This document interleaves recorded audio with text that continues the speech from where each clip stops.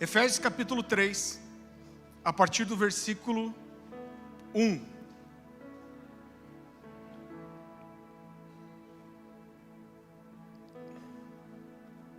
O apóstolo Paulo diz assim: por essa razão eu, Paulo, prisioneiro de Cristo, por amor de vocês, gentios, certamente vocês ouviram falar da responsabilidade imposta a mim a favor de vocês pela graça de Deus. Repita comigo: responsabilidade imposta a mim pela graça de Deus. Isso é o ministério que me foi dado a conhecer por revelação. Repita: revelação.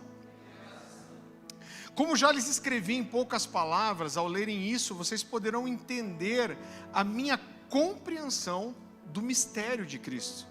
Esse mistério não foi dado a conhecer aos homens de outras gerações, mas agora foi revelado pelo Espírito aos santos apóstolos e profetas de Deus, significando que mediante o Evangelho, os gentios são co-herdeiros com Israel, membros do mesmo corpo e coparticipantes da promessa de Cristo Jesus.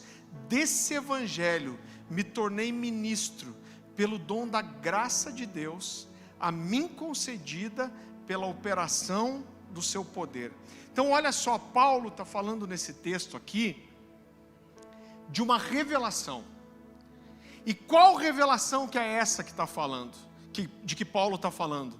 Ele está falando não só de uma compreensão de que Deus, a partir da sua geração, queria salvar e alcançar também os gentios, mas de que o seu chamado pessoal, o seu ministério, a sua comissão pessoal estava totalmente ligada a isso. O que Paulo está dizendo aqui é que por revelação ele entendeu que o seu chamado estava totalmente ligado a algo que Deus queria fazer nos seus dias.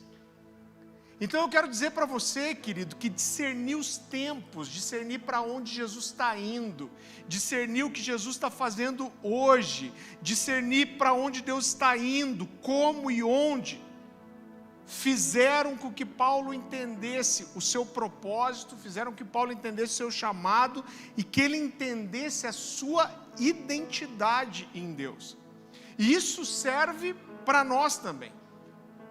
Então entender o nosso chamado e identidade está totalmente ligado a conseguir compreender o que Jesus quer fazer hoje. Paulo está dizendo, olha, outras gerações não entenderam, ele diz isso. Outras gerações não compreenderam isso, mas ele fala, mas eu entendi. Por quê? Porque ele entendeu que Jesus o escolheu para aqueles dias, para um propósito específico. E ele diz, olha, eu me tornei ministro desse evangelho, e essa é a graça que Deus me deu. Então o que Paulo está dizendo aqui nesse texto é que ele sabia quem ele era, ele sabia qual era a sua identidade espiritual, ele sabia para o que Deus o chamou, ele sabia para o que Deus escolheu, ele sabia para o que Deus o capacitou, e ele sabia qual era a sua identidade. E eu quero que você entenda comigo, querido, eu vou fazer uma construção aqui. Essa mensagem é chave para a nossa identidade como igreja, para aquilo que Deus tem para nós esse ano. E eu vou fazer uma construção, eu preciso que você acompanhe comigo. Então Paulo sabia aqui não só qual era a sua identidade como um filho de Deus, e a sua identidade como um homem espiritual, a sua identidade como um cidadão do céu, mas o que Paulo está dizendo aqui é que ele conhecia as peculiaridades da sua identidade pessoal, do seu ministério, da sua comissão pessoal. Ou seja, Paulo sabia quem ele era.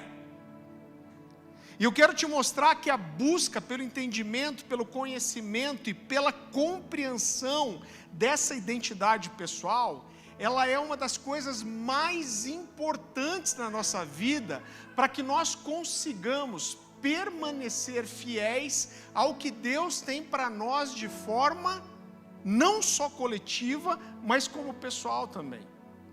Lá em Atos capítulo 26, versículo 19, Paulo está chegando já no final da vida, e ele solta uma frase, ele diz assim: eu fui fiel à visão celestial.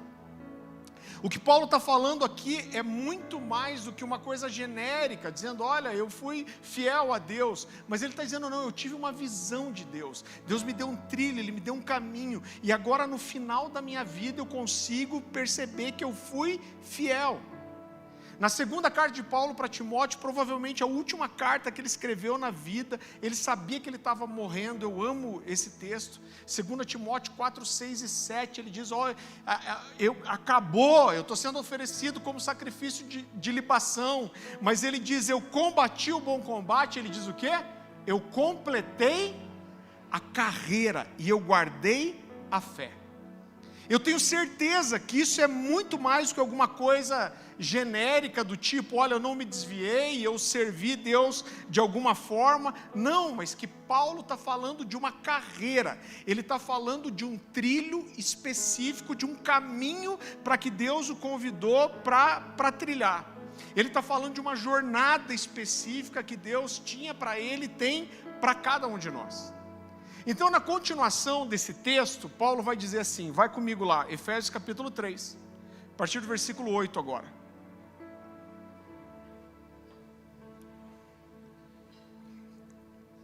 Paulo diz assim, a mim, o menor de todos os santos, me foi dada essa graça.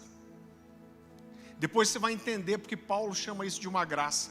Me foi dada essa graça de pregar aos gentios o evangelho das insondáveis riquezas de Cristo e manifestar qual seja a dispensação do mistério, desde os séculos, oculto em Deus, que criou todas as coisas, para que pela igreja a multiforme sabedoria de Deus se torne conhecida, agora dos principados e potestades nas regiões celestiais, segundo o eterno propósito que Ele estabeleceu em Cristo Jesus, o nosso Senhor.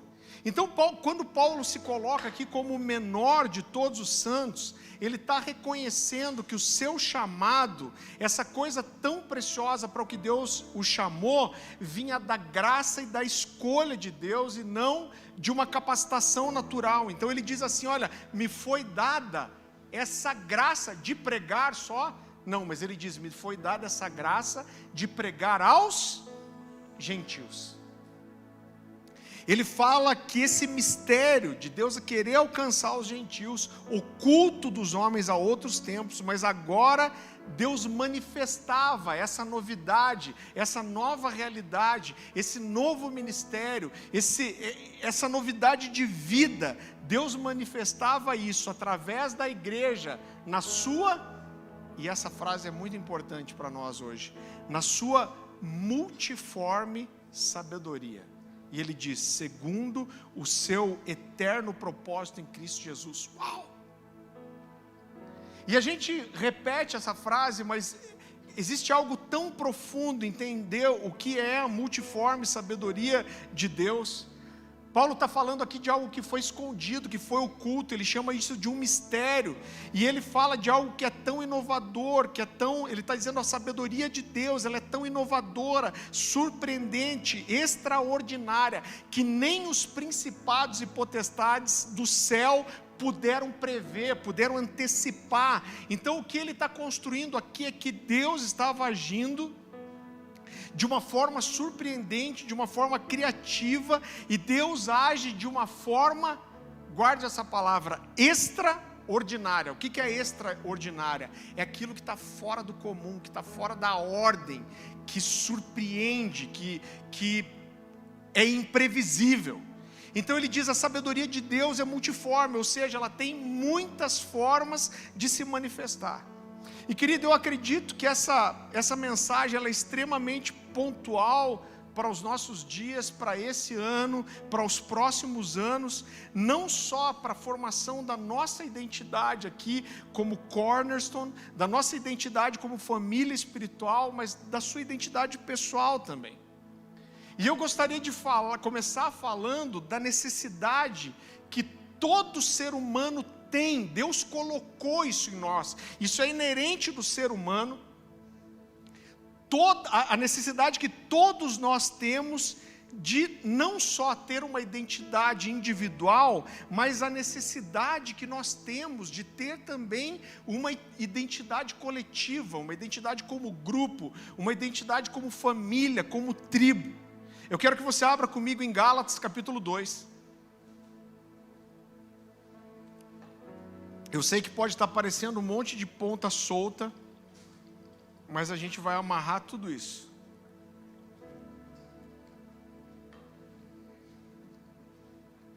Gálatas capítulo 2, a partir do versículo 1. Então Paulo está falando aqui de quando ele subiu para Jerusalém pela segunda vez, 14 anos depois de ter ido a primeira vez. Então ele diz assim, Gálatas 2, 1. 14 anos depois subi novamente a Jerusalém, dessa vez com Barnabé, levando também Tito comigo. Aí olha o que ele diz. Fui para lá por causa de uma revelação. Expus diante deles o evangelho que prego aos gentios, fazendo, porém, em particular aos que pareciam mais influentes. O que ele quer dizer é que ele foi para os principais líderes, ele foi para as cabeças, para não ter corrido inutilmente. Mas nem mesmo Tito, que estava comigo, foi obrigado a circuncidar-se, apesar de ser grego. Essa questão foi levada porque alguns falsos irmãos infiltraram-se em nosso meio para espionar a liberdade que temos em Cristo Jesus e nos reduzir à escravidão. Não nos submetemos a eles nem por um instante, para que a verdade do evangelho permanecesse com vocês. O que ele quer dizer? Olha, a gente não engoliu qualquer coisa, a gente esperou para submeter toda essa doutrina a vocês, apóstolos. Quanto aos que pareciam influentes, o que eram, então não faz diferença para mim. Deus não julga pela aparência. Tais homens influentes não me acrescentaram em nada. Ao contrário, reconheceram que a mim havia sido confiada a pregação do evangelho aos incircuncisos, ou seja, aos gentios, assim como a Pedro aos circuncisos. Pois Deus que operou por meio de Pedro como apóstolo aos circuncisos, também operou por nosso intermédio, por meu intermédio, para com os gentios, reconhecendo, ele chama de volta de uma graça, reconhecendo a graça que me foi concedida.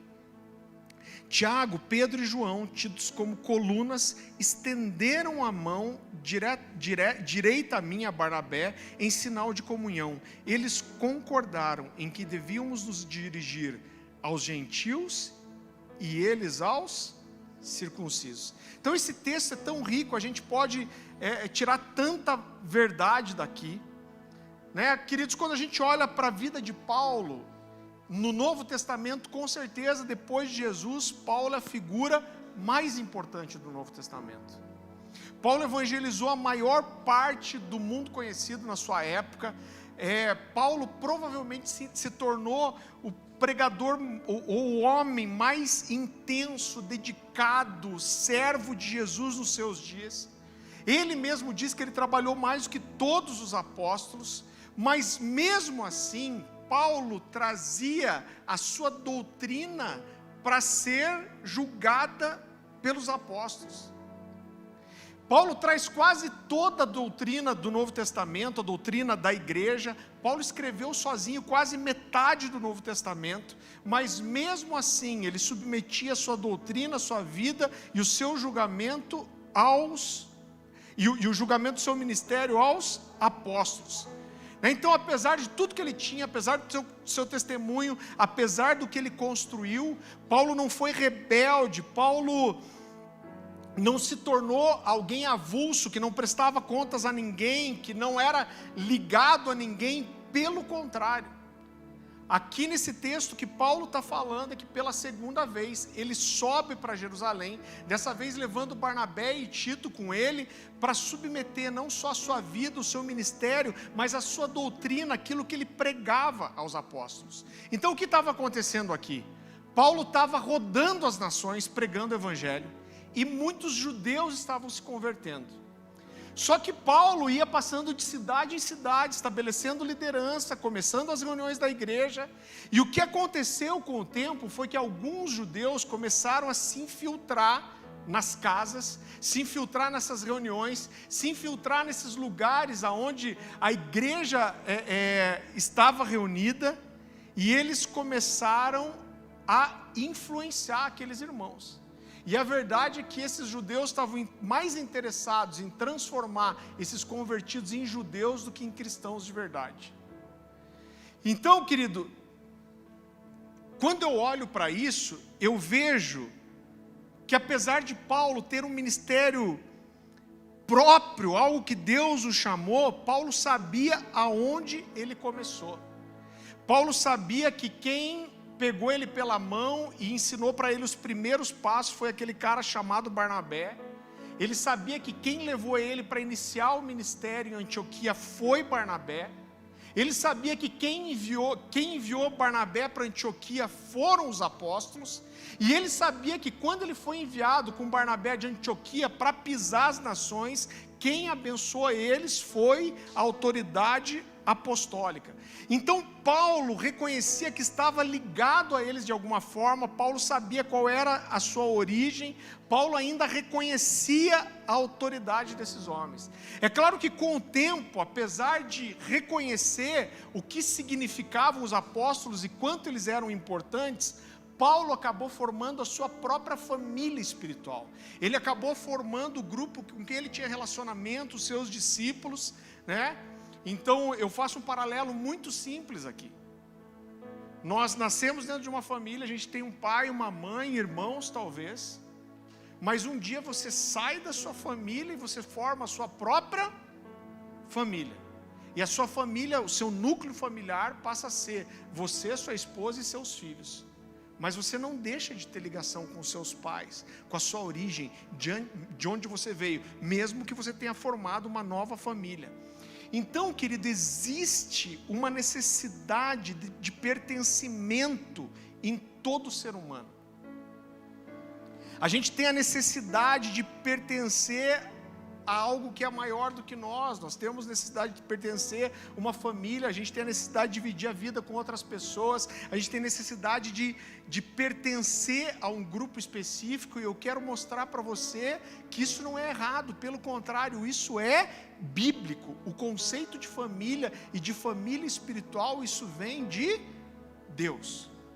Quando Jesus começa o seu relacionamento com os discípulos, que é o que vai dar vida à igreja, Jesus apresenta Deus como quem?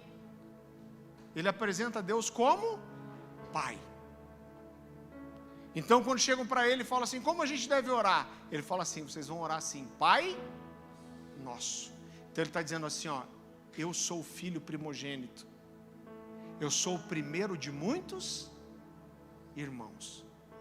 E Jesus começa a trazer esse conceito de família espiritual. E isso é bíblico. Então Deus fez tudo de forma...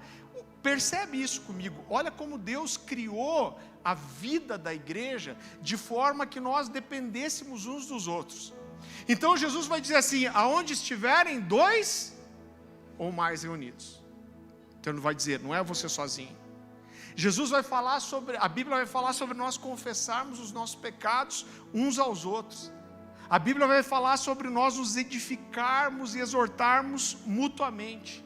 A Bíblia vai nos falar de nós não deixarmos de congregar. A Bíblia vai nos falar de nós não termos em vista só o que é propriamente nosso, mas o que é do outro. Isso é família, isso é uma necessidade. Você sabe por que os nossos adolescentes normalmente são muito vulneráveis? Porque eles são uma pessoinha que está deixando de ser uma criança para se tornar um adulto. E um adulto precisa ter uma identidade coletiva. Ele precisa ser quem é, porque a sua identidade pessoal acaba se misturando com a sua identidade coletiva, e muitas vezes na busca dessa identidade, na busca de um pertencimento, os nossos adolescentes acabam encontrando maus grupos, más pessoas mal intencionadas, que acolhem os nossos adolescentes, que ganham o coração, que ganham a confiança dos nossos jovens.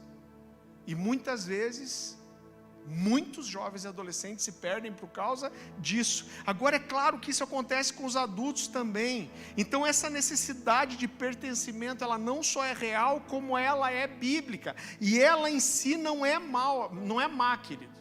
A necessidade de pertencimento, ela não é má. Agora, ela pode sim ser mal utilizada e usada da forma errada. Agora, eu digo para você que uma das coisas mais gratificantes para mim, como um homem de Deus, como um pastor, não é sair pregar as nações. Sabe o que é mais gratificante para mim, como um homem de Deus, como um pastor? É esse relacionamento de família, de mesa que a gente tem, de família espiritual. Eu já preguei em lugares que eu sonhava em pregar. Eu já preguei em lugares fora do Brasil incríveis. Eu já preguei em reuniões gigantes. E tudo isso é uma experiência muito bacana. Agora, eu não troco nada disso por ter um relacionamento com alguém que está na minha mesa. Por ter alguém como o Braguinha, que eu acompanhei desde os 18 anos, que vi crescer, ir para a faculdade, casar. Se Deus quiser, vou acompanhar os filhos.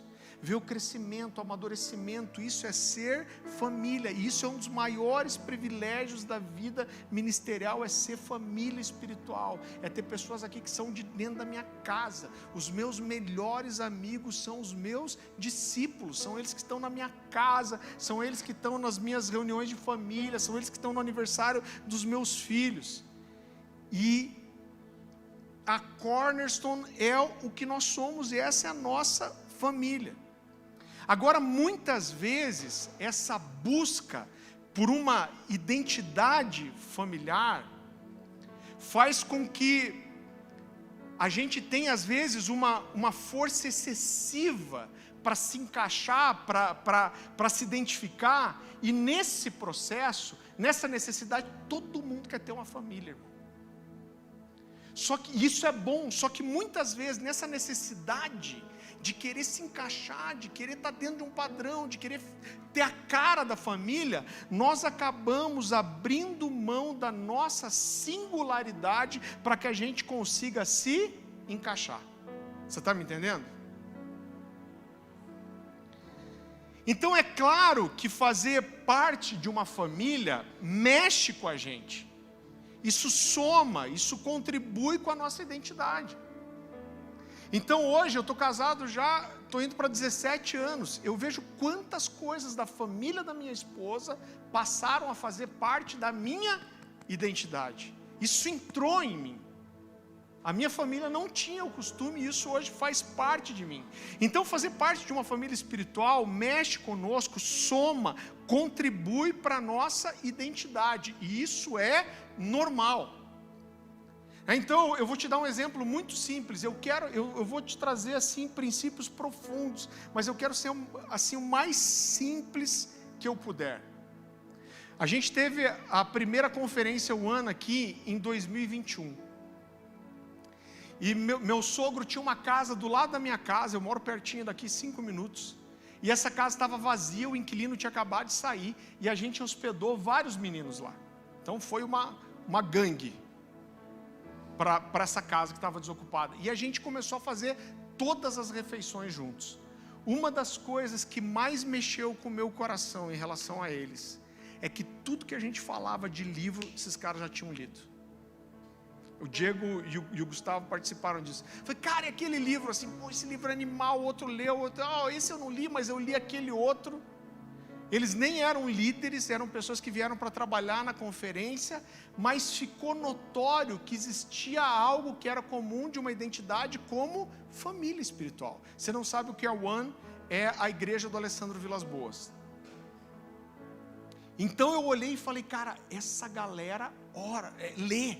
Isso é dessa família, isso está incrustado na identidade deles como família espiritual.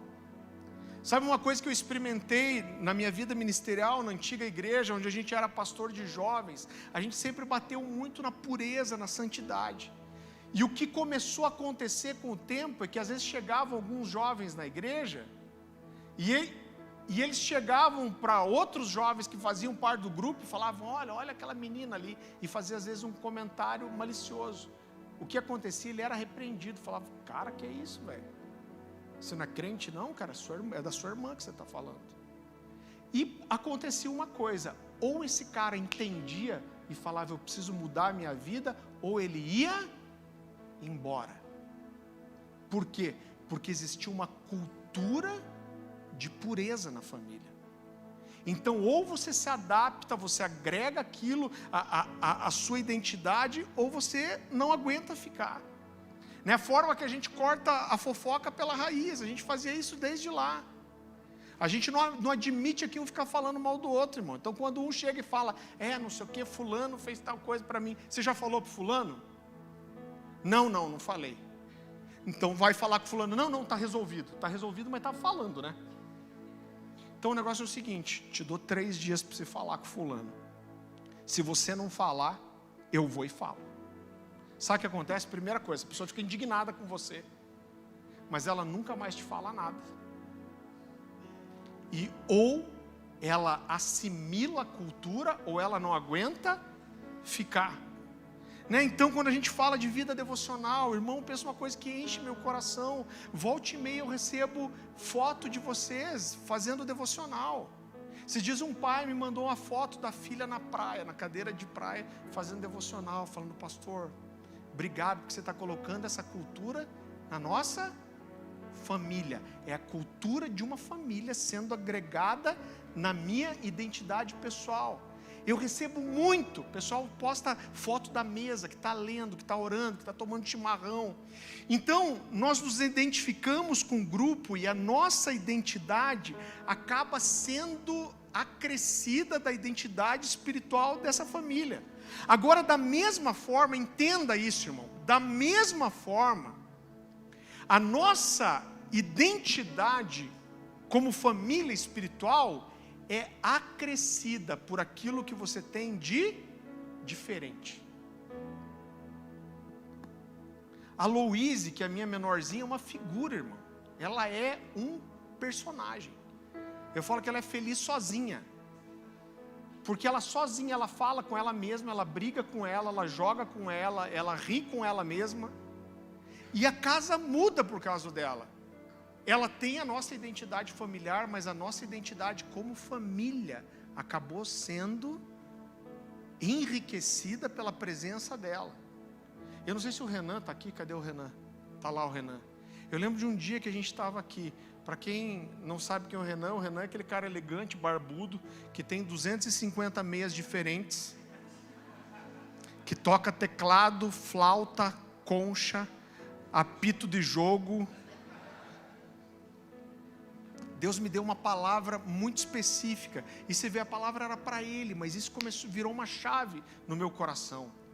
Um dia Deus me falou algo tão claro, que eu falei, cara, eu preciso falar isso para o Renan agora. Eu falei, Renan, essa aqui é a sua família, você tem um lugar e uma herança nessa casa, mas Deus me falou algo, você está recebendo a identidade dessa família, mas Deus me diz que tem algo na sua identidade, que vai enriquecer a nossa identidade na adoração. Tem algo que é seu, que é da sua identidade pessoal, mas isso vai agregar a identidade da nossa família como adoração. Você está entendendo, querido? Então existe uma mistura aqui, existe uma simbiose, existe, chique essa palavra, né? Simbiose, anota aí, né? Existe um acréscimo. Então eu aprendo o que é bom e eu contribuo também com aquilo que eu tenho de bom. Mas o que eu não posso, presta atenção nisso, irmão, você não vai ouvir isso em muito lugar. O que eu não posso é abrir mão da minha peculiaridade para me parecer mais com o grupo como um todo. Eu preciso entender a diferença que é criar os bons hábitos e o que é abrir mão do que é a minha identidade. Você entende isso? Então eu não estou falando, querido, de não corrigir o que está errado, mas de aprender a valorizar não só aquilo que eu me identifico com a família, mas também aquilo em que eu sou singular, em que eu sou diferente do grupo e no que isso pode contribuir com o todo. Eu lembro que uma vez, eu já contei essa história aqui, mas ela se encaixa tão bem nisso. A gente fez uma espécie de uma tour para uma igreja aí do Brasil, uma igreja gigantesca, com certeza uma das maiores igrejas do Brasil, e eles são excelentes, são incríveis. Eu tenho particularmente uma admiração muito grande pelo pastor sênior dessa igreja, mas a gente foi lá com 2 ônibus, se eu não me engano, e a gente foi conhecer as várias áreas dessa igreja, e você tinha que escolher onde você ia, e eu fui por uma das reuniões que é falar sobre como funcionava o ministério de adoração. Então o discurso deles, e isso é a família deles, irmão, o discurso, o entendimento deles era o seguinte: eles diziam, a gente percebeu que as equipes de adoração eram muito diferentes uma das outras, umas muito boas, outras nem tanto, e a gente tinha o desejo de manter o padrão de excelência sempre. Então o que eles fizeram? Eles acabaram com as bandas, as equipes. Então quando virava, e eu estou sentado ouvindo tudo isso, então quando vira o ano, a gente apresenta para os times de adoração uma lista com 60 músicas. Então aquelas são as músicas que nós vamos tocar durante o ano. Todo mundo vai receber a partitura da música no mesmo tom, com o beat, a marcação certa. Então o resultado é que todo mundo vai tocar igual. Então, você é um guitarrista, você não faz parte de uma banda, você nunca sabe com quem você vai tocar, você vai entrar numa escala, mas não importa, porque ninguém precisa ensaiar. Por quê? Porque todo mundo toca igual. Então eles eram tão cronometradinhos que até os avisos entravam automáticos no sistema. Então se você passasse um tempo do negócio, você ia estar tocando e ia estar começando a passar aviso. E um padrão de excelência incrível, incrível. Aí a gente saiu, todo mundo, eu estava agoniado já, só de ouvir. Aí eu lembro que terminou e o pessoal começou a falar, cara, que incrível, que excelência, como que eles chegaram a esse padrão, a esse nível de excelência. Eu estou quieto na minha, eu estava tentando me preservar, irmão. Até que alguém falou, mas e você não falou nada, o que você acha, Farley? Eu falei, gente, sabe o que eu acho? Eu acho que tem tanta ordem que não existe espaço para o extraordinário. E aí eles perguntaram assim, mas o que você quer dizer com isso? Eu falei, eu vou te dar um exemplo simples. Eu peguei o nosso amigo na época como exemplo. Eu falei, cara, pega o Alessandro Vilas Boas. Cara, ele é todo esquisito, gente. O jeito de cantar é diferente, a voz é diferente, ele melhorou bastante, né? A voz é diferente, o cabelo é esquisito, as composições são estranhas, as letras são diferentes. Eu falei, sabe o que ia acontecer com um cara aqui nessa igreja? Ele ia morrer. Ele nunca seria o Alessandro Vilas Boas. Por quê? Porque só tem espaço para uma identidade, não tem espaço para nada que é peculiar, não tem espaço para nada que sai do padrão, não tem espaço para o extraordinário. Agora eu acho que o Alessandro passou por algumas igrejas, o pessoal teve muita dificuldade de entender, ele não passou por essa igreja, de entender o que ele tinha, e ele não se encaixou, irmão. Ele precisava não se encaixar, eu acho que ele não precisava não ter se encaixado. É claro que Deus tinha um propósito em tudo isso, a UAN está aí para provar, né, o que ele tinha, mas eu entendo que mesmo que você tenha uma identidade como família, precisa existir espaço para que o extraordinário se manifeste. O Diego costuma dizer uma coisa muito interessante, ele diz assim, olha, é claro que como igreja, como família espiritual, eu preciso, como vamos falar de um ministro de adoração, eu preciso me identificar com a família, eu preciso olhar para a família e falar, uau, é isso aqui, é minha cara, eu me identifico, eu me encaixo. E o Diego diz uma frase muito interessante, ele diz assim, o som da família precisa ser maior do que o som individual de cada um. Só que a verdade, querida, é que as peculiaridades da família e as peculiaridades do indivíduo, elas podem se somar. Então eu tenho uma identidade pessoal que se mistura com a família. E a família tem uma identidade que é enriquecida por aquilo que eu tenho, que é diferente. Então eu tenho 3 filhos, em alguns aspectos eles são completamente diferentes um do outro, irmão. São muito diferentes. O Caleb é quietinho, é manso. O Caleb, eu lembro que quando ele nasceu, ele quase não mudou nada na nossa vida, foi o primeiro filho. Cara, a gente tinha culto de manhã e à noite, ia de manhã para o culto, terminava de almoçar, baixava a persiana, socava uma mamadeira, ele dormia. Agora a Louise, gente, eu não sei de onde vem a bateria dela, né? A voz, cara, a largura dela é isso aqui, ó. O diafragma dela deve ter uns 50 ml. Mas ela parece que cresceu perto de uma cachoeira, irmão. Não sei que... Fala sempre gritando. Ela é tipo uma JBL, compacta e potente. Então ela está assim... E a Nicole está no meio. Então, em alguns aspectos, eles são completamente diferentes uns dos outros, eles são únicos. Agora, em outros aspectos, se você olha para os 3, você pode dizer assim, cara, são os filhos do Farley. Por quê? Porque tem uma identidade como família, mas tem também a sua peculiaridade. Então, querido, por isso que sempre quando alguém começa a trabalhar ou a ministrar aqui, você está vendo pessoas novas começando a ministrar adoração, e o coração é bom, porque essas pessoas chegam para a gente e falam assim, pastor, o que você quer que eu toque? Pastor, o que você quer que eu ministre? E o que a gente diz? O que está queimando no seu coração? A gente quer que você possa ser você. O melhor que você tem para dar é aquilo que queima no seu coração, né? Então nós somos uma família, nós temos esse senso de pertencimento, mas isso soma com a identidade pessoal e não anula. Agora, como encontrar essa identidade pessoal, entender essa identidade pessoal e ser fiel a ela? Abra outro texto comigo, Gálatas capítulo 2.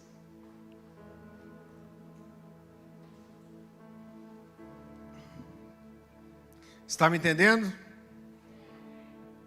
Fazer igual o Davi Cardoso aqui. Está fazendo sentido? Está fazendo sentido, gente? Gálatas capítulo 2, a partir do versículo 1. Olha de volta, Paulo.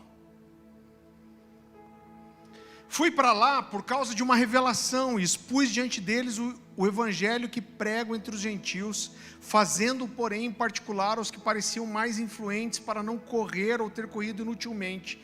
Mas nem mesmo Tito, que estava comigo, foi obrigado a circuncidar-se, apesar de ser grego. Essa questão foi levantada porque alguns falsos irmãos infiltraram-se em nosso meio para espionar a liberdade que temos em Cristo Jesus e nos reduzir à escravidão. Não nos submetemos a eles por nenhum instante, para que a verdade do evangelho permanecesse em vocês. Então, mais uma vez, Paulo estava evangelizando as nações. Foi o microfone que caiu aqui? Paulo estava evangelizando as nações, esses gentios estavam se convertendo, alguns judeus tentavam influenciar esses novos convertidos a se circuncidarem. Uma das principais discussões era essa. Paulo dizia, vocês não precisam se circuncidar, isso é para os judeus. E esses falsos irmãos, como Paulo falam, chegavam e diziam para eles, não, vocês querem ser fiéis a Deus, vocês precisam se circuncidar. Então Paulo chega para os apóstolos e diz, olha, eu vim para cá por causa de uma revelação de que Deus me deu o evangelho para ser pregado entre os gentios. Então, mais uma vez, Paulo está dizendo, eu entendi a missão, eu entendi o chamado, eu entendi a identidade, eu entendi a singularidade do meu ministério dentro do que Cristo tem para nós nesses dias. Ele está dizendo, eu tive uma revelação. Então, mais uma vez, apesar de estar ligado aos apóstolos, Paulo entendia que no seu chamado existia algo diferente, existia algo peculiar, existia algo extraordinário, existia algo novo naquilo que Deus tinha para ele. E ele fala a ele: eu tive a revelação do que Deus tem para mim. Deus me revelou qual é o meu chamado, Deus me revelou para onde eu tenho que ir, Deus me revelou como eu tenho que fazer. E ele vai aqui então submeter essa revelação aos apóstolos. Ele chega para os apóstolos e ele diz: gente, eu vou dizer para vocês o que eu estou fazendo. Eu estou pregando para os gentios, eu estou dizendo que os gentios precisam se santificar, eu estou dizendo que Jesus é o Filho de Deus, eu estou dizendo que o Deus do Antigo Testamento é o Deus que é o Pai de Jesus, eu estou dizendo que esse Jesus morreu e ressuscitou, e que esse Jesus vai voltar, e que nós precisamos ser fiéis a Ele, e eu estou ensinando para esses gentios que eles não precisam andar nos costumes judaicos, que eles não precisam circuncidar, que eles não precisam guardar o sábado, mas que eles precisam ser fiéis a Deus e andar em santidade. É isso que ele faz. E ele apresenta isso para os apóstolos e diz: o que vocês me dizem? O que era totalmente diferente do que os apóstolos faziam, que não saíram de Jerusalém e continuavam pregando só para judeus. E olhe qual foi o resultado dessa reunião. Gálatas capítulo 2, a partir do versículo 7. Aí Paulo diz assim: ao contrário, reconheceram que a mim havia sido confiada a pregação do evangelho aos incircuncisos, assim como a Pedro aos circuncisos. Pois Deus, que operou por meio de Pedro como apóstolo aos circuncisos, também operou por meu intermédio para os gentios, reconhecendo a graça que me fora concedida. Tiago, Pedro e João, tidos como colunas, estenderam a mão direita a mim e Barnabé, em sinal de comunhão. Eles concordaram em que deveriam se dirigir aos gentios, e nós deveríamos nos dirigir aos gentios e eles aos circuncisos. Então Paulo submete a sua revelação aos apóstolos, mas apesar de estar ligado aos apóstolos e reconhecer os apóstolos como autoridade, isso não impediu que ele entendesse a peculiaridade do seu chamado. Então ele está dizendo: vocês são autoridades, eu quero ouvir vocês, eu vou submeter a minha doutrina a vocês, eu entendo que nós fazemos parte da mesma coisa, eu estou debaixo da sua autoridade, mas o que Deus tem para mim é diferente. Então é como se ele dissesse: olha, nós estamos juntos, nós estamos debaixo da mesma missão, nós servimos o mesmo Senhor, nós servimos o mesmo reino, mas nós temos graças diferentes. E os apóstolos chegam a essa conclusão, porque ele diz que a conclusão é: eles entenderam que assim como o ministério que os judeus tinha sido dado para eles, para nós foi dado o ministério aos gentios. Isso é maravilhoso, querido, no reino de Deus, porque isso fala da multiforme sabedoria de Deus e das diversas formas de Deus se mover. Então, por isso, querido, se você está aqui nessa família, você entende que esse é o seu lugar, que essa é a sua casa, a melhor forma de você agregar a família é você ser fiel, você ser edificado, você ser lapidado, mas sem imitar ninguém, nos servindo como família, justamente com aquilo que você tem de diferente e peculiar. Então, o que faz de você único? O que faz de você único? O que você tem que a gente não tem? É isso que torna você tão importante, é isso que a gente quer ajudar você a colocar para fora. A gente entende que todo mundo que Deus agrega nessa família, nesse lugar, tem algo. É como eu falei para você, eu procuro deixar meu coração sensível. Esse irmão que marcou essa reunião comigo me chamou aqui para falar da vida dele, e eu estava fazendo uma pergunta para Deus, e no meio da pergunta, tempo falando para Deus: Deus, como eu resolvo isso? Esse cara, numa conversa informal, derrubou algo que eu falei. É isso, é Deus falando comigo através dele. Então nós somamos. É claro, querido, eu não quero passar um entendimento errado para você, e é claro que existem níveis distintos de diferença, né? Talvez você estar em uma família espiritual e ter tantas coisas diferentes nessa família enriqueçam você. Agora talvez, e eu tenho que ser honesto com você, talvez você seja tão diferente, talvez haja tanta falta de identificação sua com essa família, que talvez isso só mostre para você que você deve ir para outro lugar. E o que algumas pessoas não conseguem entender é que tudo bem, irmão, tudo bem. Você entende isso? Tudo bem. Então eu tive amigos meus que vieram aqui para Cornerstone, todos empolgados. Cara, agora eu vou estar com a sua igreja, eu admiro você há tanto tempo. E quando o cara começou a viver aquilo que a gente vivia, ele falava: Farley, eu amo você, você é incrível. Eu ouvi de um irmão que falou para mim assim: cara, eu amo você, você é incrível, mas vocês são muito loucos. Eu não consigo me encaixar com essa vibe de culto, acho que eu estou velho para vocês. É porque ele não viu o Daniel chapando, rolando o chão aqui, virando estrelinha. Né? Agora, quando ele me falou isso, que eu fiz, eu ri com ele, eu falei: cara, você está certo. E está tudo bem, está tudo bem. Está tudo bem. Né? Então a gente vai te ajudar a encontrar essa família com quem você se identifica e vamos te abençoar. Eu acho que eu falei isso já aqui também. Existe uma igreja para quem a gente dá cobertura aqui na cidade, e eu estava numa reunião deles, uma reunião de liderança, e eu ouvi uma pergunta que eu já ouvi muitas vezes: pastor, a gente fez um relatório aqui durante o ano, e sei lá, durante o ano, eu não lembro o número que ele falou, passaram aqui pela igreja 280 pessoas, e a igreja cresceu só 30 membros, e ele falou assim: como que a gente faz para reter essas pessoas aqui?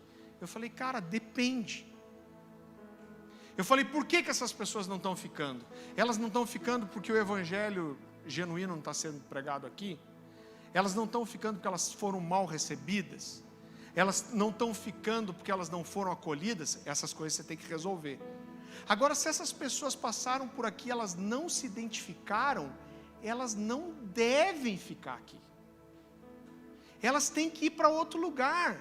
Por quê? Porque quando você tem um grupo grande de pessoas que não tem identificação nenhuma, ou nós vamos acabar com a identidade delas, ou elas vão acabar com a nossa, irmão. Então, uma família tem características específicas, e a gente tem que entender qual é o nosso lugar. Você sabe que a primeira vez que eu fui lá na One em São Paulo, mais uma vez que a igreja, hoje o Davi Cardoso, que é o pastor sênior lá, mas o Cantarino já pastoreou lá, o Alessandro. Cara, a experiência é incrível. Eu lembro que quando você foi para o Rio a primeira vez, né? Quando o Diego foi para o Rio a primeira vez, ele falou: cara, a adoração dos caras é uma coisa, eles influenciam muito a gente. Ele falou: cara, parece que eles vão derrubar o prédio. E eu lembro que a primeira vez que eu fui para São Paulo, irmão, eu acho que tinha umas 500 pessoas na reunião.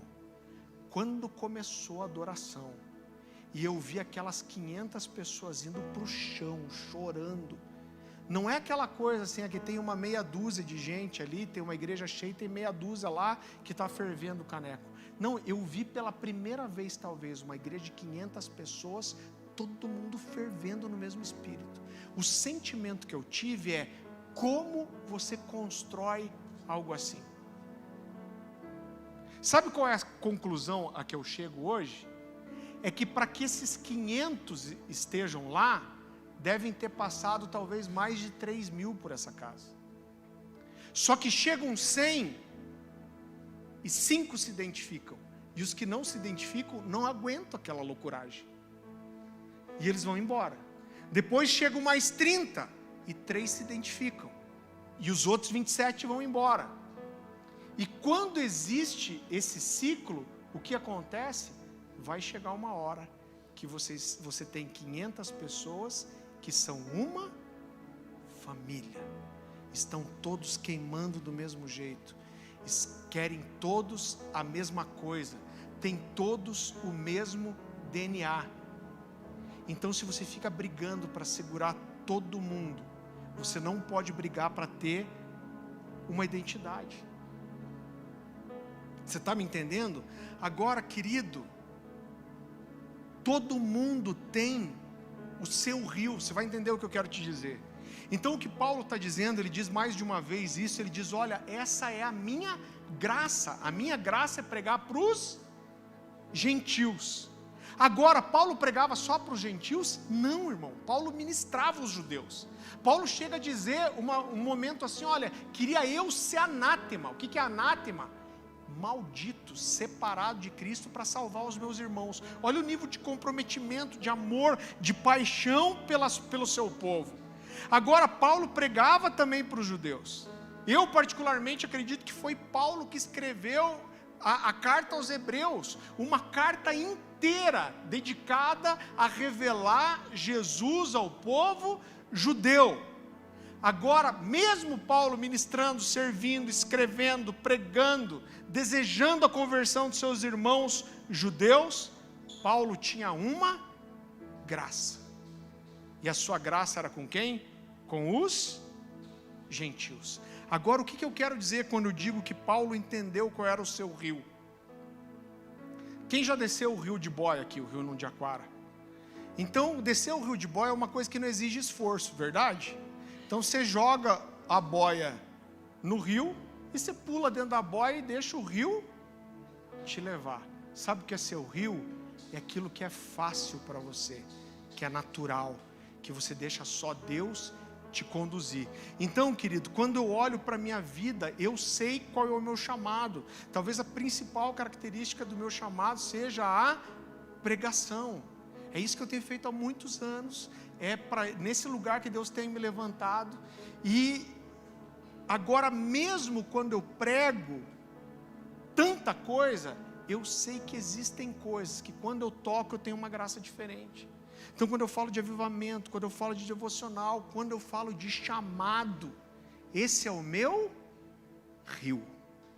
Existe uma graça diferente, existe um favor diferente. Então, isso significa que pregar sobre família, ou pregar sobre finanças, sobre liderança é menos importante? É claro que não. Inclusive, como pastor sênior de uma igreja, eu tenho que pregar sobre todas essas coisas. Mas eu sei qual é a minha graça.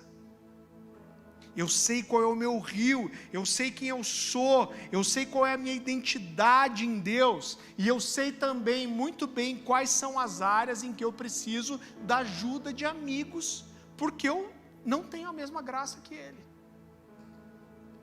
Você não precisa abrir em 1 Pedro 4, 9 a 10, Pedro diz assim: sede mutuamente hospitaleiros sem murmuração e servi uns aos outros, cada um conforme o dom que recebeu, como bons dispenseiros da multiforme sabedoria de Deus. Agora entenda que ter a convicção da minha chamada, da minha identidade, de quem eu sou, me ajuda, querido, a me livrar de uma coisa terrível, que é a necessidade de performar. Isso é uma coisa do diabo que está nessa geração. Essa necessidade de sempre ter performance, a necessidade de impressionar pessoas, a necessidade de agradar mais aos homens e a mim mesmo do que a Deus. Eu acho que eu falei isso em outra reunião aqui, a impressão que eu tenho, depois de tantos anos pregando, depois de tantos anos no ministério, depois de tantos anos conhecendo tantos pastores, passando por tantas cidades, a impressão que eu tenho é que muitos homens de Deus, irmão, não estou falando de gente perdida, não estou falando de gente infiel, estou falando de muitos homens de Deus, pastores, encerram a sua carreira ministerial sem saber quem eles são, sem ter uma identidade definida.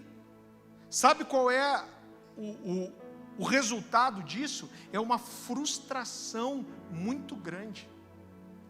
O pior é que algumas pessoas não entendem sua identidade, correm atrás de resultado e conseguem, irmão. Só que resultado não é identidade. E elas acabam sendo frustradas, amarguradas, ou então são pessoas que me faltou a palavra, são pessoas que querem alcançar esse número a qualquer custo. Então as pessoas não importam, as vidas não importam, o emocional não importa, elas precisam de resultado, de performance.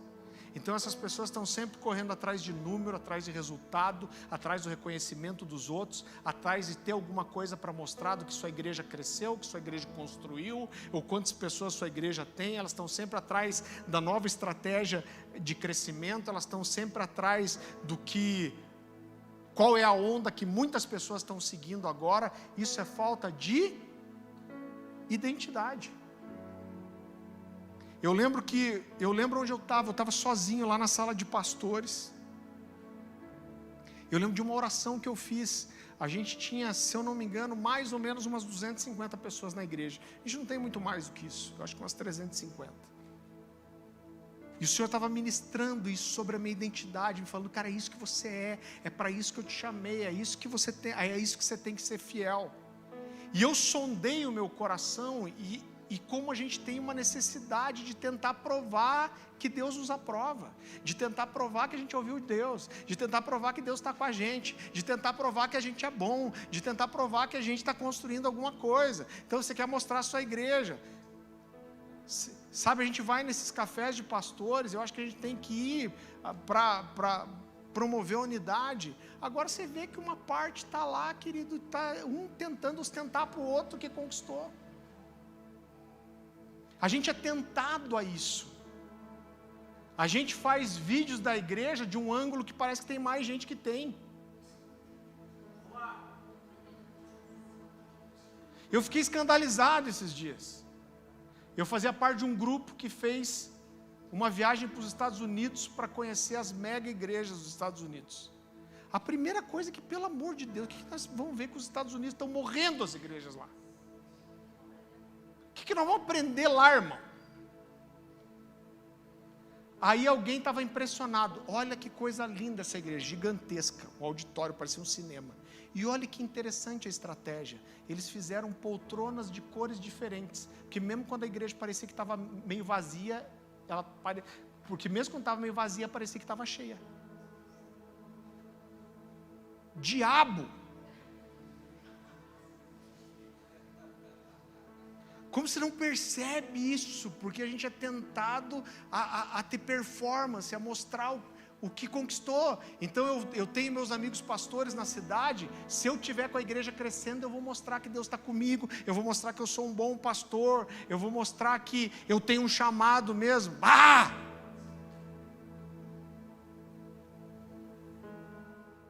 E eu lembro que eu dobrei meu joelho e falei, Deus, eu acho que a gente tem umas 250 pessoas aqui hoje. Mas a gente está construindo uma identidade. A gente está sendo fiel a ela. E eu falei, Deus, transforma o meu coração.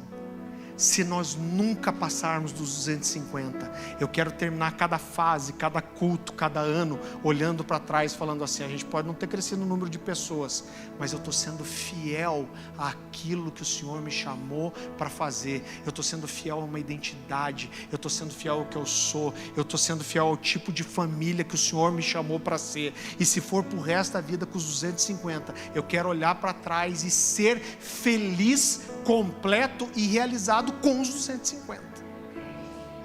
Agora você entende como que é difícil achar esse lugar no coração, irmão? Que é uma oração desafiadora. Você tem que falar, Deus me ajuda a entrar nesse lugar. Eu já falei isso para vocês. A gente se reunia na minha casa, ficou 6 meses assim, e na empresa do pai da Dani.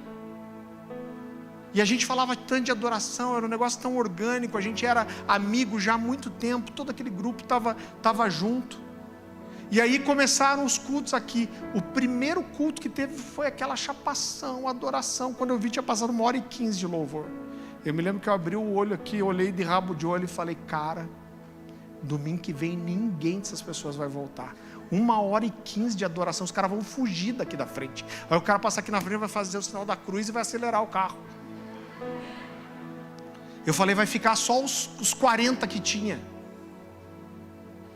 E eu fui tentado eu vou subir, e eu acho que já deu, foi demais. Senão as pessoas vão começar a ir embora. Eu fui tentado a fazer isso. Cara, eu ouvi de Deus. Deus me falando, seja fiel ao que eu te chamei para ser. Eu te chamei para que você construa esse lugar de habitação, onde você não tem pressa na minha presença. Agora, quando a gente tem uma identidade forte, querido, isso naturalmente faz com que muitas pessoas não se encaixem. Você tem alguns tipos de igreja, que é aquela igreja tipo fast food. 1 hora de culto, rapidinho, palavra, 1, 2, 3 músicas. Você agrada a geral, e tudo bem quem tem um chamado para isso. Você entende que eu não estou criticando isso? Eu só sei o que eu não sou. Eu não sou isso. Eu não vou fazer igreja para encher de gente. Agora, quando você tem uma identidade forte, isso naturalmente faz com que talvez a maioria das pessoas não se identifique, irmão. Talvez a maioria das pessoas que entrarem aqui na Cornerstone, hoje a gente teve mais do que 1h15 de adoração, elas não vão se identificar, elas não vão dar conta, elas não vão aguentar. E ele vai falar: pô, foi muito legal, lugar diferentão, né? Um dia eu volto. Quando tiver um famoso aí, quando o Danduque vier, eu vou. E é normal. Agora entenda que quando uma pessoa se identifica, mesmo a gente tendo uma identidade forte, essa pessoa vai encontrar não só uma igreja para frequentar, mas ela vai encontrar uma família, ela vai encontrar uma união de propósito, e nesse ambiente, alianças profundas no reino são formadas, e nada substitui a experiência de você viver uma família espiritual de verdade. Quando você experimenta, eu sei que tem muita gente chegando, irmão, é normal, nós somos uma família. Quando chega um membro novo na família, o dia que meus filhos começarem a casar, misericórdia,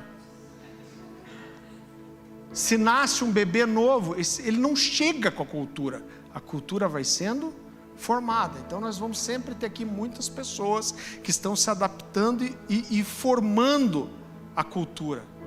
Agora, se você está aqui, você experimentou o que é ser uma igreja familiar, de mesa, de relacionamento, de amizade, ver o que é a gente entrar na sua vida, te confrontar, mas estar junto com você, ter mesa. Quando você experimenta o que é a família espiritual, eu garanto para você que nunca mais outro modelo de igreja vai te satisfazer. Você está estragado. Você não vai se encaixar em outro lugar onde você só pode ir bater o cartão. Isso quer dizer que não vão haver problemas? Pelo contrário, muitos problemas e desafios, como em qualquer outra família. Agora os problemas vão ser superados, por quê? Porque pelo nosso senso de família, pelo nosso amor mútuo, pela convicção de propósito comum. Por quê? Porque nós somos uma família. Agora, eu creio de todo o coração, querido, que a gente tem construído uma família espiritual de verdade aqui. A gente tem uma identidade, ela é singular, a gente não quer ser melhor nem pior do que ninguém, mas nós sabemos quem nós somos. Nós somos a Cornerstone e a gente sabe quem a gente é. A gente sabe quem a gente é, irmão. Yeah! Aí, ó. Então, a gente sabe quem a gente é. Nós somos apaixonados, nós somos sedentos. A gente adora com intensidade. Nós não temos pressa na presença de Deus. Nós amamos a palavra, mas nós amamos a glória de Deus. A gente acredita na mesa. A nossa igreja é na mesa. A gente olha no olho, a gente confronta. Nós falamos a verdade, nós reconhecemos, nós resolvemos conflitos, nós reconhecemos erro, nós pedimos perdão. A gente chora. A gente é uma família. A grande verdade é que a gente não está procurando seus diferentões. É engraçado porque alguns pastores às vezes vêm visitar e falam assim: caraca, que lugar incrível. Fala assim, quem que idealizou tudo isso aqui? Eu falo, não faço ideia, pegamos assim. Eu sou bem tentado a dizer, pô, fui eu que projetei todo esse negócio aqui. Mas a verdade, irmão, é que a gente está deixando Deus fazer.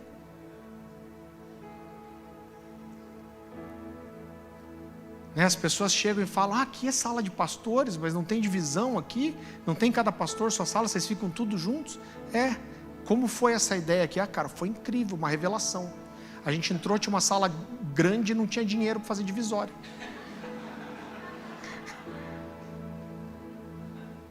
E foi tão especial que a gente falou, cara, a gente não vai mudar isso. Várias pessoas falam, cara, é incrível, a gente ouve o povo cantando na sua igreja. Como foi isso? Era só ter um som ruim. E aí a gente ouviu o povo falando e falou, mano, é legal quando a igreja adora. Então, querido, a gente não está procurando os seus diferentões, a gente não quer o diferente pelo diferente, a gente não quer ser melhor do que os outros, mas a gente quer ser aquilo que Jesus nos chamou para ser, e nós queremos ser livres para isso. Nós queremos estar abertos para o novo de Deus, a gente quer estar aberto para o extraordinário, a gente quer estar aberto para que Deus faça algo diferente, imprevisível, a gente quer estar aberto para que Deus faça algo inesperado. E sabe o que é mais incrível de tudo isso? Que a gente está achando um monte de louco que pensa a mesma coisa. Cheio. E as pessoas estão vindo, irmão, e vai ficar quem é para ficar, quem se identifica, e quem não se identificar, mais uma vez, tudo bem. Vocês viram falar várias vezes do livro A Próxima Onda. A minha vontade é que toda a igreja lesse. Eu queria que todo mundo lesse. Irmão, parece que eu fui tentado a ligar para o Bob Sorg e exigir coparticipação nos direitos autorais, porque eu acho que ele estava espionando a gente. Até alguns exemplos que a gente dá, esse cara dá. Agora ele fala que para essa próxima onda nós precisamos estar preparados para o inesperado, para que Deus faça algo que Ele nunca fez, como nunca fez. E ele diz algo muito interessante. Ele não diz isso da forma que eu estou dizendo. Na verdade, eu peguei o que o Bob Sorg escolheu e escreveu e estou dando uma melhorada. Mas ele diz assim, cara, olha para o ministério de Jesus, Filho de Deus, o Messias profetizado, escolhido, esperado, nasceu numa manjedoura, cresceu numa cidadezinha desprezada, fez seu primeiro milagre num casamento, transformando água em vinho, andou com pessoas desprezadas, rejeitadas, ensinou coisas que ninguém nunca tinha ouvido antes, ministrou cuspindo no barro, meteu o pé em mesa, desceu o chicote na galera, andou sobre as águas, fez uma entrada triunfal em Jerusalém em cima de um jumentinho, morreu numa cruz, ressuscitou e pediu comida, priorizou a presença do Espírito Santo a dele, falou, não, eu preciso ir para o Espírito vir. Então, na sua vida e ministério, Jesus era imprevisível e livre. E é por isso que Jesus disse lá em João 3, 7 a 8, você não precisa abrir. Não fique admirado por eu dizer, vocês precisam nascer de novo. O vento sopra onde quer. Você ouve o barulho que ele faz, mas não sabe de onde ele vem e nem para onde ele vai. Assim é todo aquele que é nascido do Espírito. Então, Deus é tão tremendo, porque eles não sabiam o que eu ia pregar. Eu falei qual era o título da mensagem, mas a Débora subiu aqui e começou a falar do novo, do novo, do novo, do novo. E é isso que Deus está gritando para mim. Então eu creio em dias de renovo, eu creio em novidade, eu creio em dias de imprevisibilidade. Eu creio em algo inesperado acontecendo. Agora, será que a gente está aberto para isso, irmão? Quanto a gente está aberto para isso? E a minha oração, entenda meu clamor, que eu estou chegando no final e eu quero fechar com isso. O meu clamor a Deus é que Ele nos livre de que a nossa religiosidade nos trave. Que Deus nos livre da nossa necessidade de querer sempre ter o controle. Que Deus nos livre de a gente achar que sabe fazer. Que Deus nos livre da simplicidade. Que Deus nos livre de uma vida cristã sem expectativa, sem fome, sem lágrimas nos olhos. Que Deus nos livre, irmão, de nos agarrarmos às nossas práticas religiosas envelhecidas, enrijecidas. Agora eu quero terminar dizendo de todo o meu coração, eu tenho plena convicção de que Deus quer fazer algo novo no meio de nós, e eu falo para você com toda a convicção também, que eu não sei como alcançar isso. Não sei, irmão. Sabe aquela coisa assim? É aquela sensação que eu estava por semanas. Deus quer fazer alguma coisa com o profético. Deus quer fazer alguma coisa com o profético. Falei, daí Deus, o Senhor quer que eu faça? Eu não tenho ideia de como. Você fica tentando inventar. A gente é burro. Você fica tentando inventar um jeito de fazer. Até Deus usar um irmão aqui, só derramar. Então às vezes eu paro, eu fico de madrugada olhando para o teto e pensando, Deus, o que o Senhor quer fazer? Como que o Senhor vai fazer? E eu cheguei a uma conclusão, não tenho ideia, irmão. Eu não sei como fazer, eu não sei como chegar lá. E a verdade é que talvez nesse momento aqui eu tenha bem mais dúvidas do que respostas. Mas uma certeza eu tenho, a gente vai procurar isso juntos. A gente vai cavocar, a gente vai insistir, a gente vai bater, a gente vai provocar, a gente vai voltar para esse lugar. Nós queremos construir aqui um lugar de habitação. A gente vai caminhar junto para isso. A gente vai caminhar junto para essa novidade, dizendo, Deus, a gente não sabe. Eu não sei, irmão. Eu vou em igreja assim desde sempre. E eu não posso inventar algo novo. Não posso inventar. Mas eu estou aberto. Deus vai trazer pessoas diferentes, com características diferentes. E eu digo para você que você está num processo talvez se adaptando. Se agregue à família. Você vê como a gente fala de leitura aqui? Leia. Leia, sabe por quê? Você está no meio de uma família que lê, daqui a pouco você não vai ter assunto nas rodas. E isso vai te empurrar para esse lugar. Ore, porque essa é uma igreja que ora. Ame a presença de Deus, porque essa é uma igreja que ama a presença de Deus. Então você vai ter a sua identidade agregada com a identidade da igreja.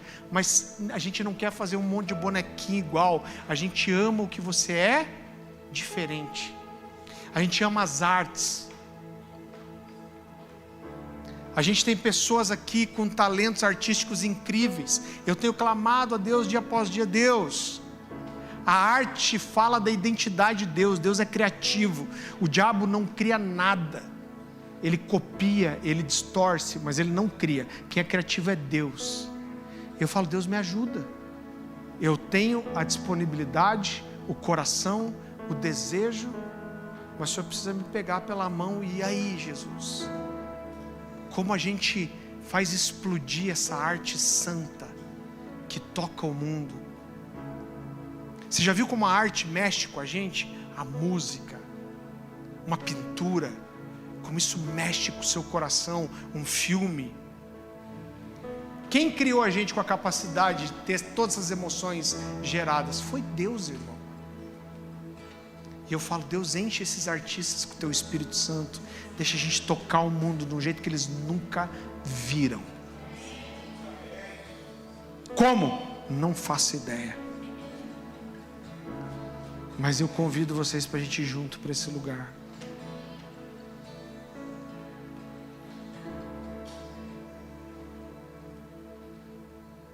Para que você se adapte a essa família, você precisa amar Jesus. Você precisa ser santo. Você precisa amar a presença. Você precisa amar a palavra de Deus.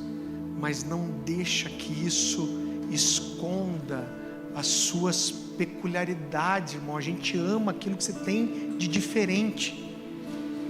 A gente tem vários ministros de adoração começando a ministrar aqui. Sabe o que a gente ama neles? Eles são completamente diferentes um do outro, mas tem o som da família. Agora, provavelmente um dia você vai ver alguém subir aqui, não vai ser tão bom talvez, faz parte, mas ele é único.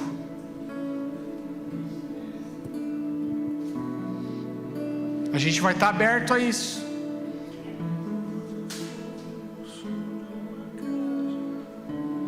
A gente quer você com as suas esquisitices, com as suas peculiaridades. Normalmente os nossos defeitos são uma qualidade que está em desequilíbrio. Ela precisa ser só ajustada, nivelada. A gente não quer um monte de robozinho, nem um monte de franquia. Pelo contrário, a gente quer que nós sejamos todos iguais em uma coisa: na multiforme sabedoria de Deus fluindo de nós, cada um com a sua graça específica. Eu queria te convidar para... Você pode ficar em pé, ajoelhar, como você quiser. Mas eu queria que você me acompanhasse numa oração. Não vou nem orar no microfone. Mas se você se identifica, é para esse lugar que Jesus está levando essa família. Eu queria que você orasse, se juntasse comigo a essa oração que diz: Jesus, a gente quer ir para esse lugar, mas a gente não sabe como, nós não temos ideia. Nos ensina, Jesus, nos mostra para onde o Senhor está indo, nos mostra como fazer, nos mostra onde pisar. Fala assim: nós te agradecemos porque nós não sabemos. Nós não temos a fórmula, nós não temos o jeito, nós não temos a experiência, nós não temos a capacidade. Mas nós precisamos e nós queremos tanto. Nos mostra, Jesus. Nos mostra, Jesus. Começa a orar isso comigo enquanto nós adoramos.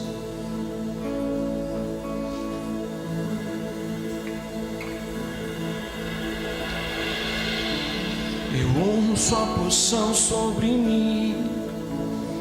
Honramos sua porção sobre nós. Queremos responder a ti. Ouve nosso som, o som de uma casa. Eu honro sua porção sobre mim. Honramos sua porção sobre nós. Queremos responder a ti. Ouve nosso som, o som de uma casa. Eu honro sua porção sobre mim. Honramos sua porção sobre nós. Queremos responder a ti. Ouve nosso som, o som de uma casa. Honramos sua porção sobre nós. Honramos sua porção sobre nós. Honramos sua porção sobre nós. Ouve nosso som, o som de uma casa. Eu honro sua porção sobre mim. Honramos sua porção sobre nós. Queremos responder a ti. Ouve nosso som, o som de uma casa. Eu honro sua porção sobre mim. Honramos sua porção sobre nós. Queremos responder a ti. Ouve nosso som, o som de uma casa. Eu honro sua porção sobre mim. Honramos sua porção sobre nós. Queremos responder a ti. Ouve nosso som, o som de uma casa. Eu honro sua porção sobre mim.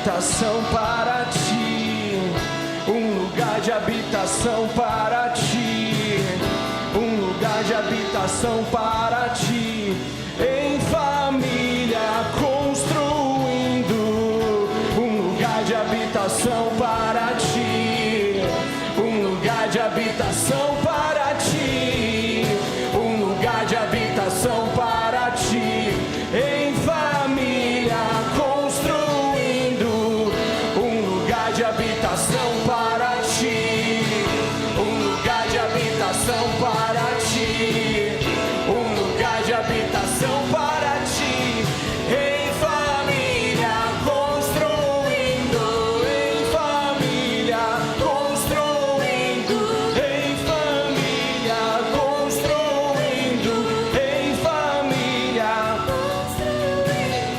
Ouve nosso som, o som de uma casa.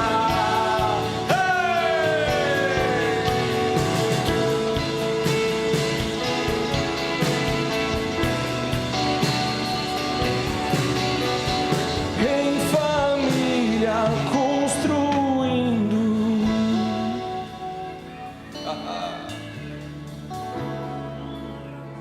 Em família.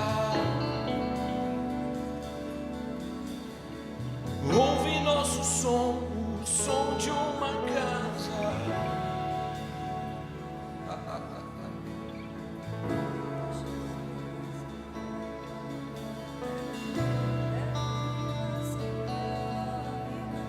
Ouve nosso som,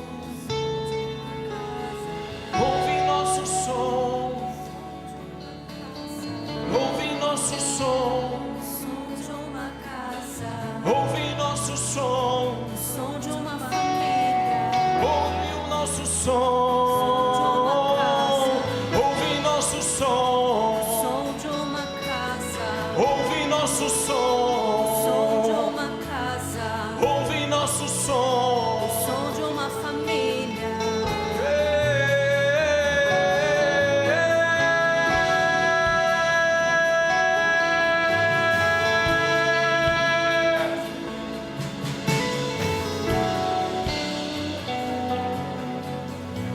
Em família construindo.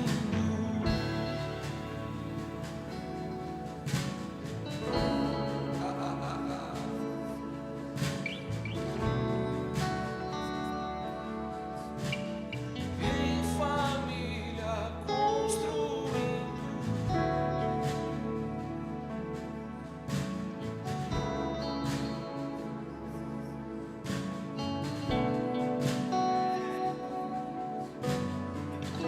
Vamos cantar juntos isso. Ouve nosso som, som de uma casa.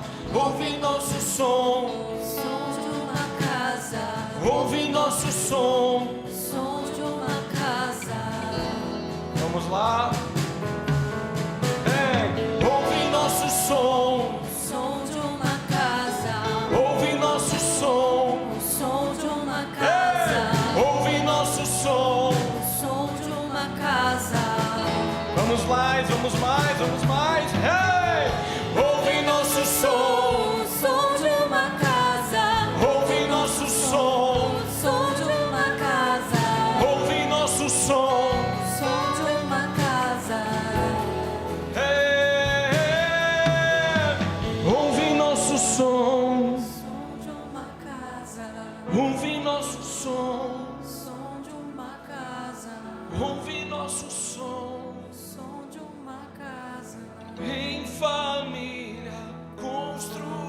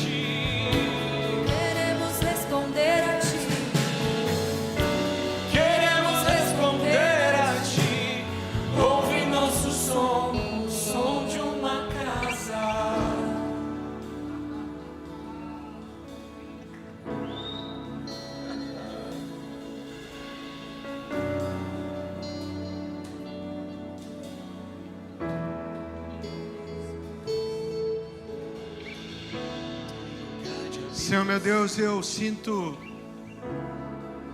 um ambiente de cura aqui nessa noite. Eu te peço que o Senhor comece a curar agora os meus irmãos, Senhor, que foram rejeitados em outros lugares, que foram incompreendidos, Senhor. Ah, Jesus.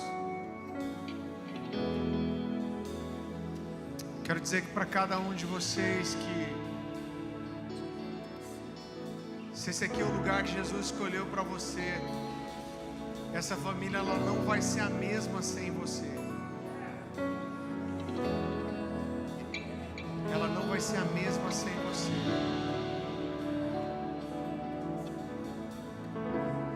Você tem um lugar aqui nessa casa, você tem um lugar nessa família, você tem um lugar nessa mesa.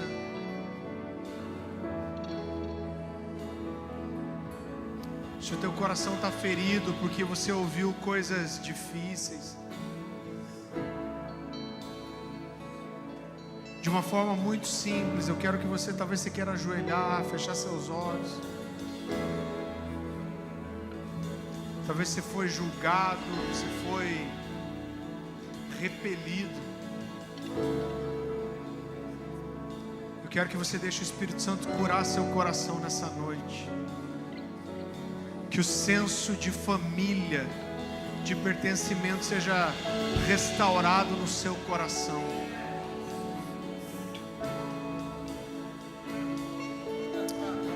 Em nome de Jesus, que você seja livre para ser o que Jesus te chamou para ser, sendo diferente. Que você seja livre para ser o que Jesus te chamou para ser, com as suas peculiaridades, naquilo que você é diferente dos outros. Que haja uma cura de identidade, de liberdade no seu coração nessa noite. Creia nessa palavra de uma forma muito simples. Você vai sentir o Espírito Santo tocando seu coração, restaurando, lembrando quem você foi um dia, mas você abafou, afogou, escondeu. Ah, Espírito Santo de Deus, a multiforme sabedoria de Deus, a multiforme sabedoria de Deus, seja curado nessa noite. Que você entre nesse lugar de aceitação da paternidade de Deus, o Deus que escolheu te fazer diferente, que escolheu fazer você único. Receba a cura no seu coração, receba a cura na sua alma, receba a cura nas suas emoções. Seja liberto, seja livre para entrar no lugar de liberdade. Em nome de Jesus, que cadeias da alma sejam quebradas nessa noite. Que cadeias de rejeição sejam quebradas nessa noite. Espírito Santo de Deus, a multiforme sabedoria de Deus, a multiforme sabedoria de Deus. Ah, Jesus! Ah, Jesus!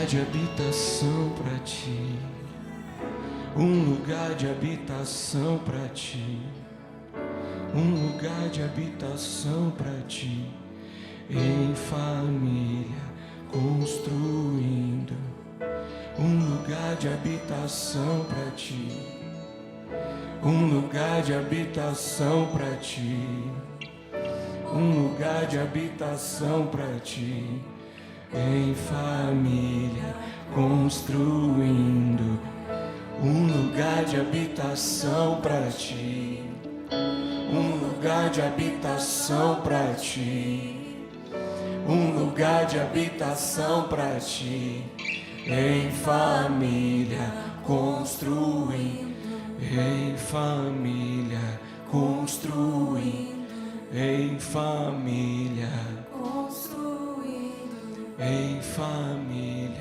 construindo. pra ti.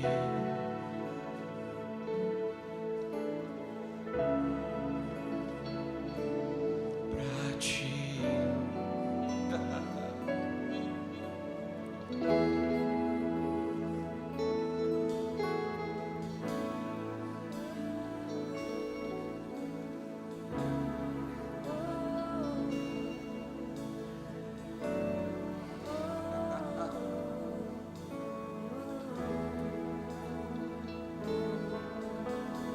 Ouve nosso som, ouve nosso som, Som de uma casa, ouve nosso som, som de uma casa, som de filhos amados. ouve nosso som, Som de uma casa, ouve nosso som, som de uma casa, ouve nosso som, som de uma casa, povo. ouve nosso som, Som de uma casa, ouve nosso som, som de uma casa, ouve nosso som. som de uma casa.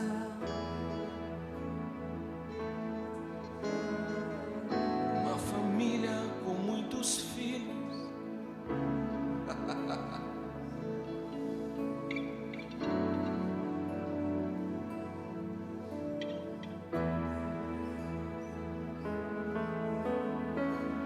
Uma família com muitos filhos,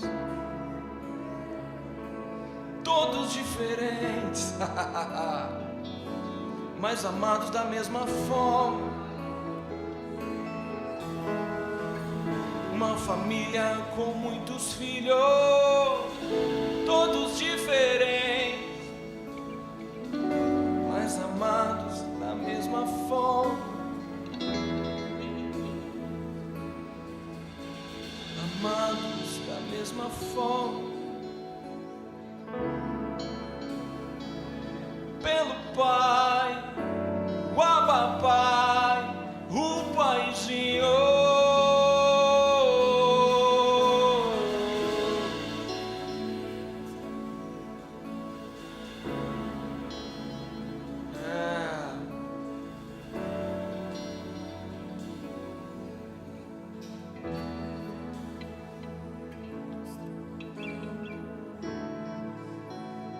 Em família,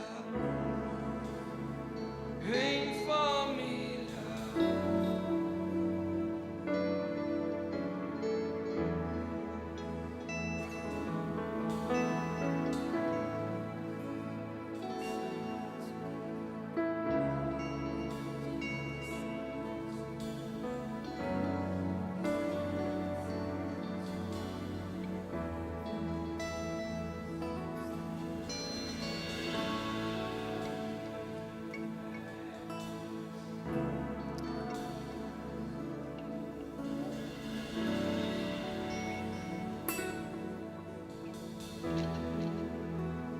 Senhor Jesus, nós te agradecemos por essa noite, nós te agradecemos pela porção de hoje, por essa reunião tão diferente, Senhor. Que o Senhor mantenha os nossos corações simples, humildes, Senhor, mantenha nosso coração nesse lugar de nós sabermos que não sabemos, Senhor. Nos ajuda a ser família. Te peço que o Senhor continue ministrando essa verdade no coração de cada um que está aqui essa noite, cada um que vai assistir essa mensagem depois. Que haja cura, que haja restauração, que haja liberdade, que haja um renovo da coragem, da alegria.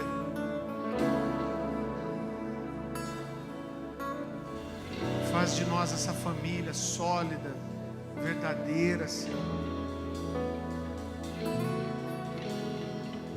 Onde o Senhor é o centro. Nos leva para casa agora em paz e segurança. Derrama sua graça sobre nós, Jesus. Senhor meu Deus, derrama teu amor sobre nós. Pai, Espírito Santo de Deus, nos ajuda a mergulhar nesse lugar de intimidade, que todos nós possamos avançar em intimidade, revelação, conhecimento, sensibilidade, discernimento no seu Espírito. Cerca com os teus anjos, Pai, continua movendo essa palavra, continua trazendo cura aos nossos corações. Nós somos falhos, limitados, mas nós amamos e queremos amar ainda, Pai, ainda mais, não só o Senhor, mas uns aos outros. Todo engano, todo roubo do diabo nas mentes, seja desfeito pela sua graça, Pai, pela manifestação do seu amor no corpo, no relacionamento, na mesa. Muito obrigado, Jesus, pelo que o Senhor tem feito no nosso meio. Nós somos tão gratos, Senhor. Nosso coração está cheio de expectativa por esse ano, por aquilo que o Senhor tem para nós. Nós não sabemos como, mas nós dizemos sim, nós queremos, Senhor. Você pode dar uma salva de palmas?